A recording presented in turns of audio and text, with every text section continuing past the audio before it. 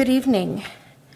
It is October 14th, about 4:48, and I'm calling this Human Resources Committee to order.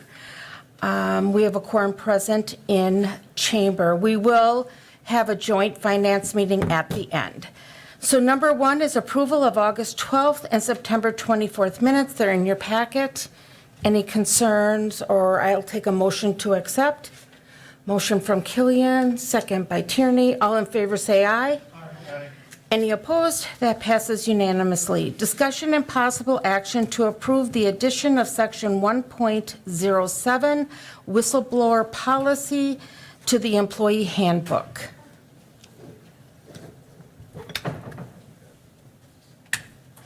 All right, on the whistleblower policy, someone in, I think, community development, I think it was, what's her name, Tammy.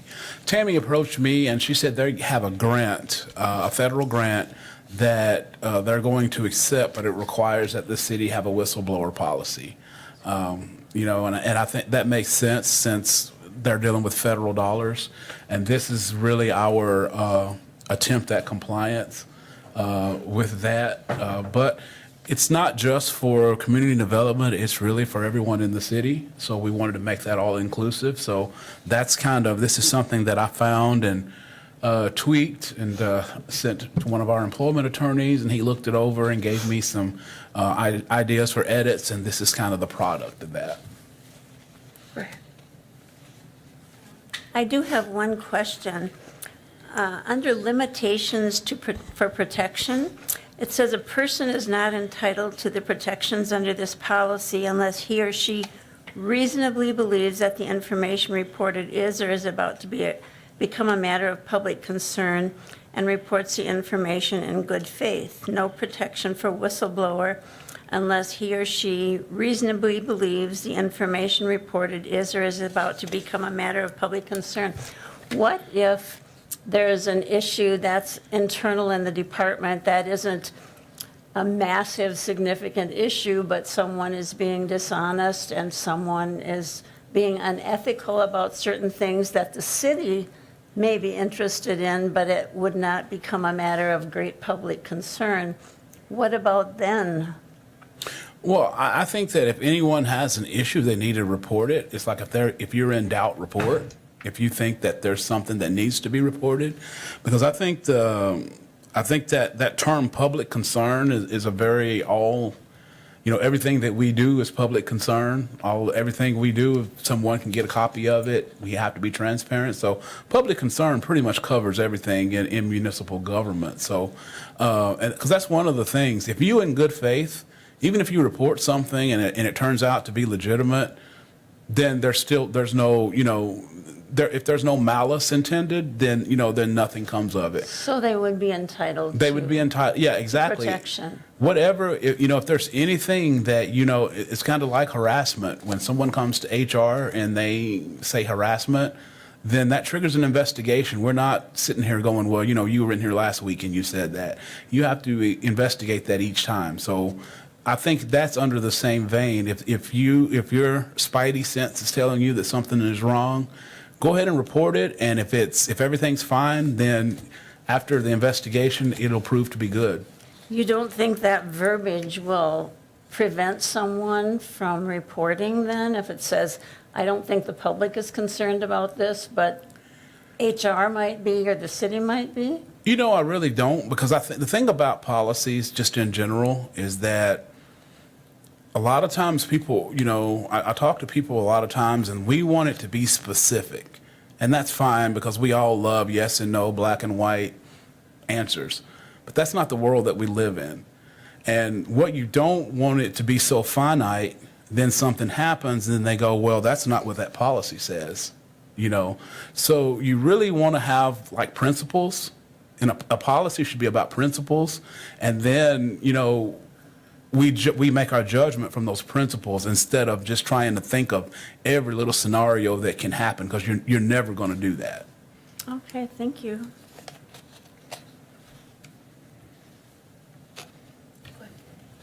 Thank you. I was concerned about the confidentiality of it all. Because eventually it comes, a couple different questions. It comes to you for an investigation. How do you conduct, how would you supposedly conduct an investigation, in the confidentiality of City Hall, for instance? Because this takes a lot of nerve, gumption on the employee's part to come and see you, walk through the halls of City Hall, with regard to, confidentiality of this, and then eventually, so how do you, one, protect the source of that? Because I think that's really important, that pretty much stay between that person and you with regard to, the issues at hand, whatever those issues would be. And my second question would be carrying forth how, is it entirely up to you then with regard to the investigation? Because I think that it says pretty much that all that investigation comes to you for some kind of a resolve. What is that, what potentially is that resolve, what does that resolve look like? Okay, well, to deal with your first question, and I'm sure the investigators and the PD will tell you the same thing.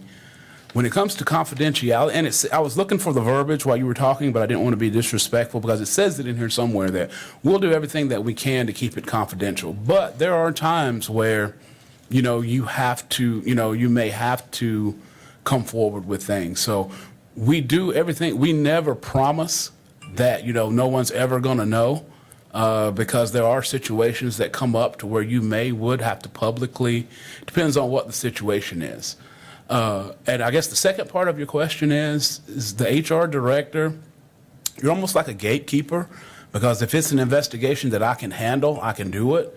But it may be an investigation that involves the police, maybe an investigation that involves federal officers or whatever. You make that determination and then you just go from there. Because again, there's so many different scenarios that can happen. It's just hard to try to think of every one.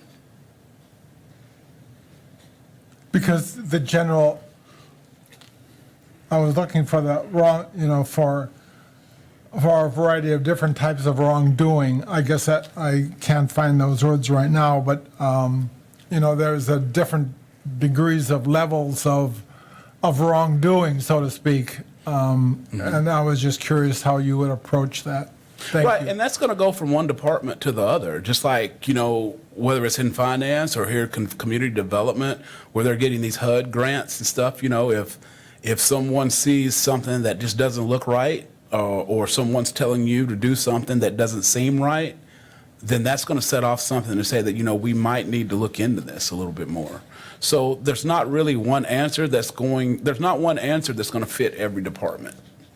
Have you had these types of questions with regard to people coming, even though we never had a whistleblower policy as such, have you had people coming, city staff, concerned about other city staff type of thing? I have, but it's usually like more of a conflict of interest. And then what I would do if they came to me with that, I would go to the city attorney and let the city attorney's office handle whether it's a conflict of interest, someone sitting on a certain committee, or whatever the case may be. That's something that basically, again, that's really out of my purview when it comes to the rules on the committees and everything. But yes, I have had people say that, this person has a relationship or they could possibly benefit from some of the decisions that they're making. So then I would take that to the city attorney's office and just let them handle it. Okay, thank you. Okay.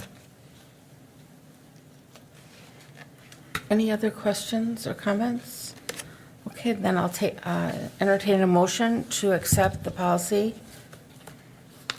Okay, I have a motion by Killian, second by Tierney.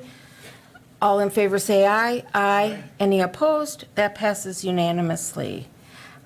Discussion and possible action to approve amending Employee Handbook Section 7.08 Health Savings Account.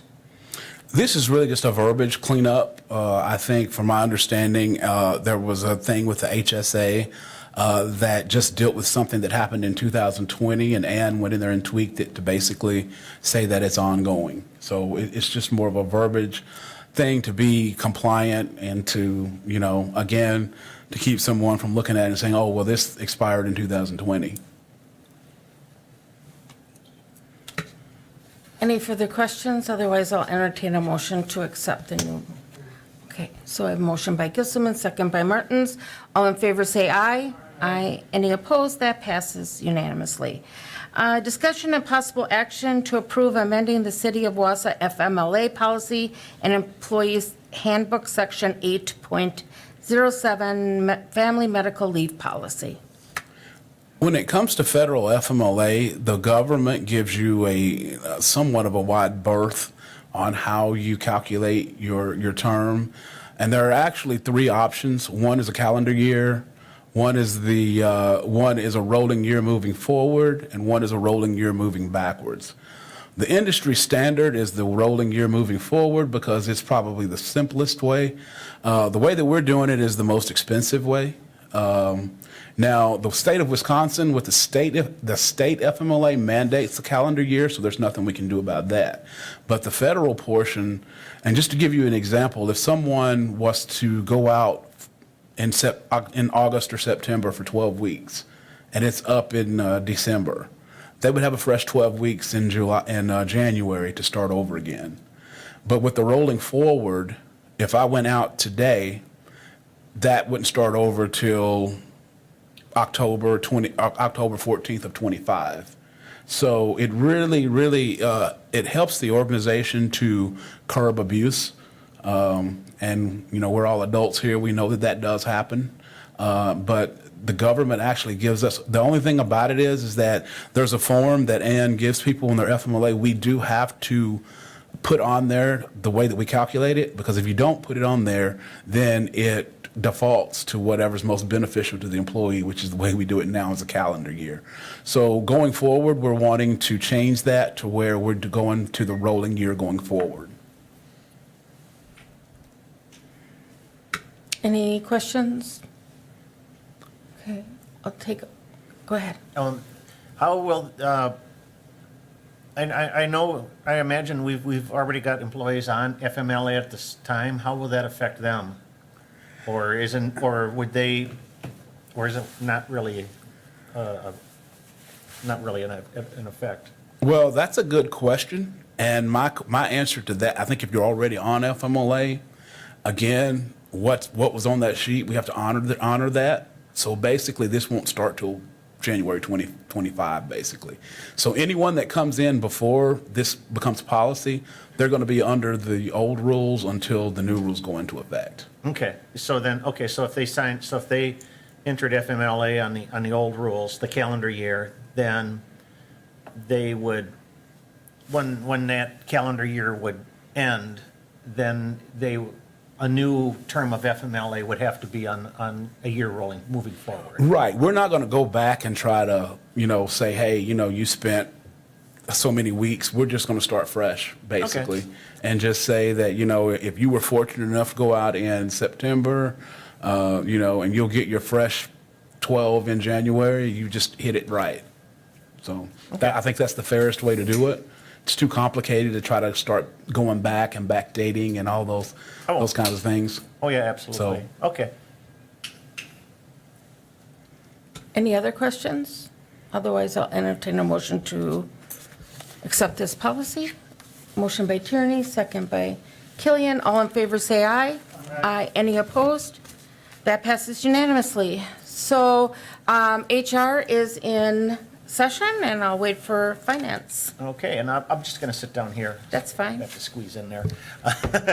And I will call, as Chad's coming up here to the rostrum, I will call a meeting of the HR committee to order. A quorum of members are present. Excuse me, HR. Oh, Finance. Finance. Call the meeting. I got HR on the mind. Yeah. I'll start all over again. I'm going to call the Finance Committee to order with a quorum of members present this afternoon. Okay, we have one item, and it's closed session. If I could have somebody on HR read that for me?